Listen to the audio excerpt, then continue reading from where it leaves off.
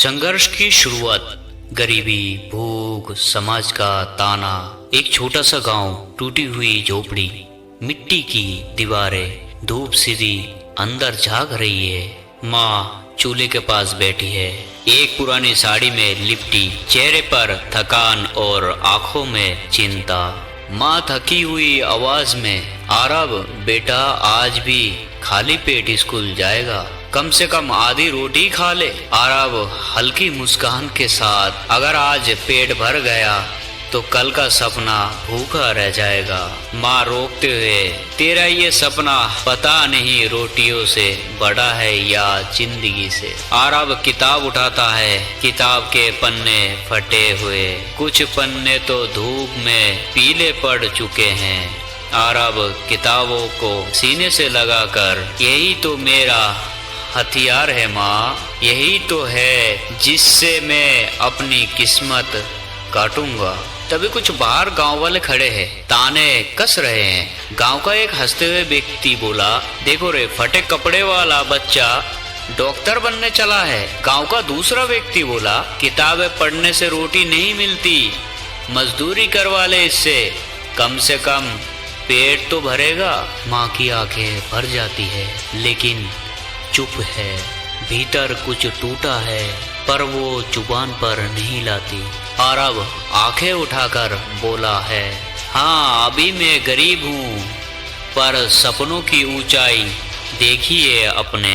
गांव का एक व्यक्ति बोला, ऊंचाई की बात करता है, अरे तेरे बिस्तर भी पूरा नहीं होता और तू सपनों की बात करता है। आरब बोलता है, हाँ मैं गरीब हूँ, मजबूर नहीं, और एक दिन यही सपने उस जगह पहुंचाएंगे जहां से आप लोग नीचे दिखेंगे। माँ धीरे से बोलती है, तू लड़ रहा है बेटा, पर ये लड़ाई बड़ी लंबी है, बहुत लंबी है। आरब बोलता है, हाँ माँ, मगर हार नहीं मानूंगा, क्योंकि मेरी सबसे बड़ी ताकत तू है।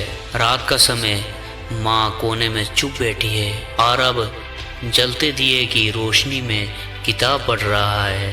भूख से पेट सिकुड़ रहा है, लेकिन आंखों में नींद नहीं, आग है। आरब मन में सोचता है, सब कहते हैं गरीब एक अभिशाप है, पर मैं इसे अपने लिए चुनौती मानता हूँ, एक जिम्मेदारी, एक आग जो मुझे हर रोज थोड़ा और मजबूत बनाती है।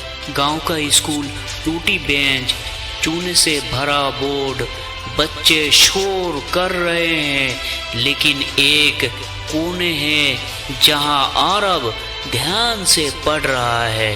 गुरुजी देखते हुए, आरब तुम हर दिन सबसे पहले आते हो और सबसे देर तक पढ़ते हो, क्यों? आरब धीरे से मुस्कुराते हुए, क्योंकि गुरुजी मुझे अपनी किस्मत की किताब खुद लिखनी है और वो आसान नहीं है।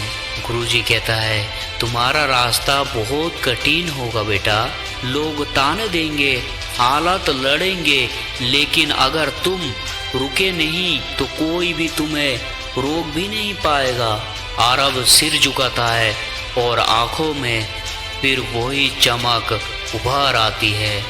आरब कहता है, गुरुजी अगर मेरी मेहनत सच्ची है तो एक दिन पूरा गांव तालियां बजाएगा और कहेगा, देख यही है वो लड़का जिसने मिट्टी से सोना बनाया। दोस्तों, ये था पहला भाग, संघर्ष की शुरुआत। अगर आप चाहते हैं मैं दूसरा भाग लिखूं इसका और उसके ऊपर वीडियो बनाऊं, तो आप एक कमेंट्स करके जरूर बताना।